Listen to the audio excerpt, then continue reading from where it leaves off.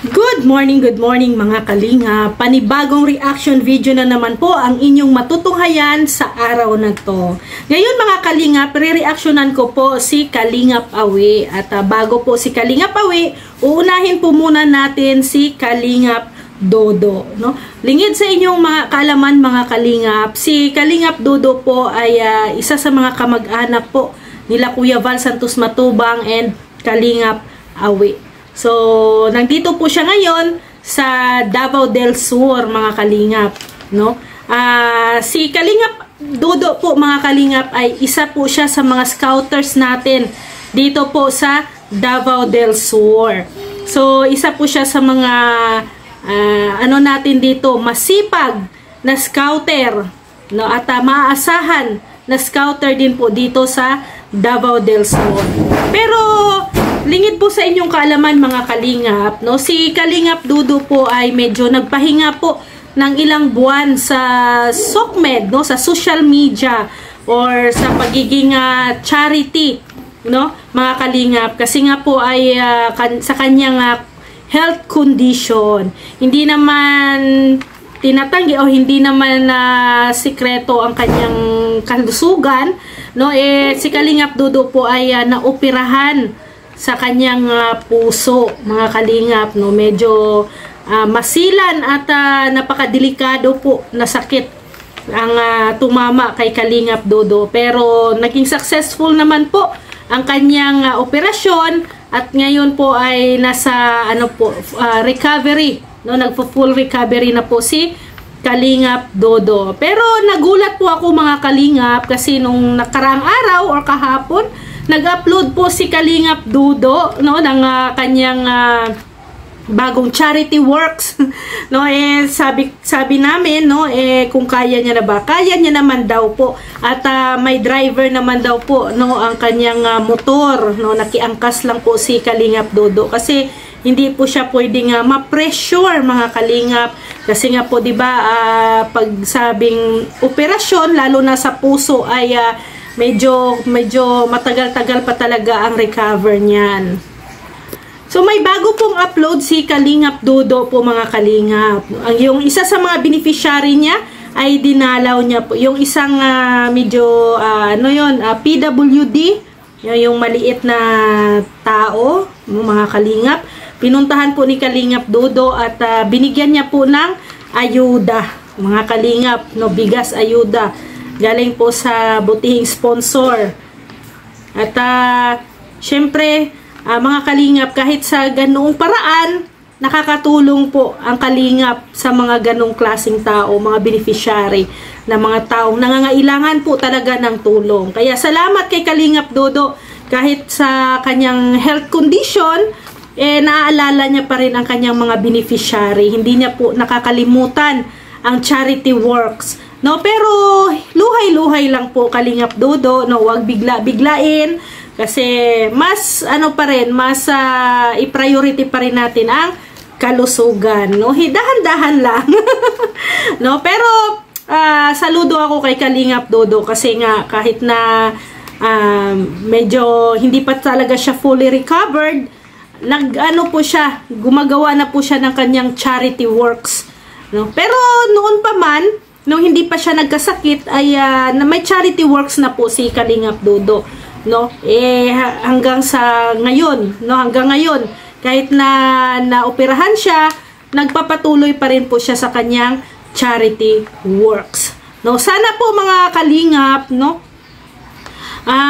tulungan po natin at syempre suportahan din po ninyo ang channel ni Kalingap Dodo kasi po nagsisika po si Kalingap Dodo, no, nagsisika po talaga siya para makatulong po sa mga taong nangangailangan. Sa pakidalaw po ang kanyang channel mga kalingap, si Kalingap Dodo, mga kalingap, at pakisuportahan, pakisubscribe ang kanyang channel. And now, no, mga kalingap, maraming salamat po sa inyong pag-subscribe kay Kalingap Dodo at pagsuporta. At ngayon po ay dito ulit tayo, balik tayo kay Kalingap Awi. Ayan, si Kalingap Awi po mga kalingap ay syempre isa din yan sa mga scouters natin dito sa Davao del Sur. Isa sa mga maaasahan na scouters dito sa Davao del Sur. No, kapag kami ay mag-scout, no, dala-dala po ni Kalingap Awi ang kanyang motor, no, ang tricycle niya, or hindi nga yung kanyang sasakyan. Yun po ang ginagamit namin pang scout dito sa Davao del Sur. Pero ngayon, nasa Dait po siya. Pansamantala. No? Nasa Dait po siya pansamantala, no? Dinala po siya ni Ruel of Malalag, no? Ang kanyang anak. Kasi nga po ay aasikasuhin yung lupa na nabili po ni Ruel of Malalag doon po sa Dait.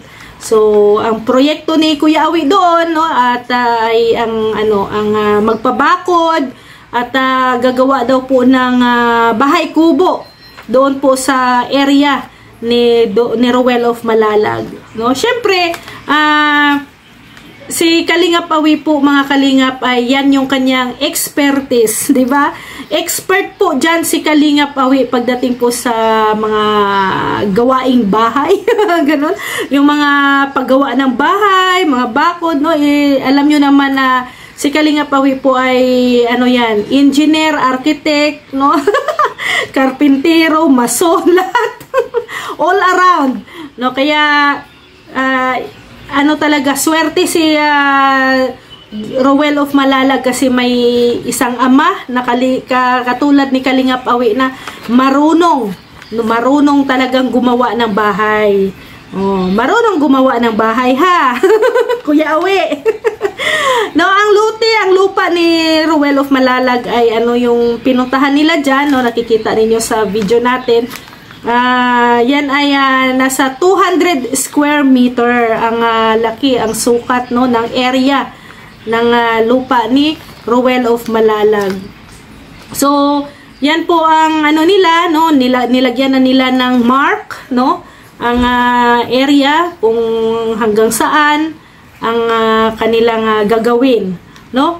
Kaya yan ang aabangan natin sa susunod na kabanata kung ano ang magiging improvement, no, sa gagawing proyekto ni Ruel of Malalag sa kanyang personal investment niya yan, no, sa kanyang unang investment, yung kanyang lupa.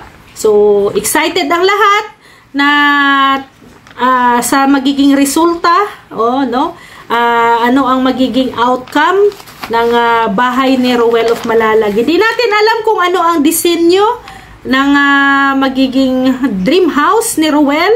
Pero sa ngayon, ang alam ko lang ay kubo-kubo muna ang unahin. Kasi nga po daw, sabi ni Kalingap Awi, no, na kubo muna para kung gagawa na sila gagawa sila doon, no, ng bahay or bakod, mayroon silang pahingahan, no? Pwede mayroon silang pahingahan, no? Syempre, mahirap pong gumawa ng bahay, no, or proyekto sa isang area na walang pahingahan. Kasi syempre, may pagod din, 'di ba? Nakakapagod din. So, mas maganda din na kubo din ang unahin nila. So, ayan mga Kalingap, no, mas tayo dito, no, ako dito sa proyekto ni Ruel kasi na magkaroon siya ng bahay dyan sa Dait. Kasi if ever na pupunta ang kanyang pamilya, no, magbisita or mamasyal dyan sa Dait, at least mayroon po silang bahay na masisilungan dyan po sa Dait. Syempre, pwede naman kay Kuya Val, pero dahil nga nagkaroon ng proyekto si Ruel, no, investment, mas maganda yung sariling bahay na din po nila, no, ang kanilang maipatayo dyan sa Dait. So, kaya abangan po natin, no, mga Kalingap, ang susunod na development, no, sa first project ni Ruel, no, sa kanyang sa kanyang sarili mismo, sariling proyekto niya yan, So, suportahan natin palagi po mga Kalingap si Ruel of Malalag. And of course, no, suportahan din natin si Kalingap Awi, isang masipag na mason. Joke. Isang masipag na scouters at ama po ni Ruel of Malalag. Sana po ay suportahan po ninyo at wag nyo pong kalimutan mag-like and share po ng kanilang mga videos, and also si Kalingap Dodo. Sana po mga Kalingap, no, puntahan nyo po, dalawin nyo po ang kanilang mga channel. At syempre maraming salamat po mga Kalingap sa inyong walang sawang pagsuporta din po sa aking channel. And please po, pakisuportahan din po at pakisubscribe. Kuya Val Santos Matubang, Ate Edna Vlogs, Kalingap Rab, Ruel of Malalag, Rachel Morales Vlogs. Maraming salamat po mga Kalingap. See you tomorrow. God bless everyone. Bye-bye po!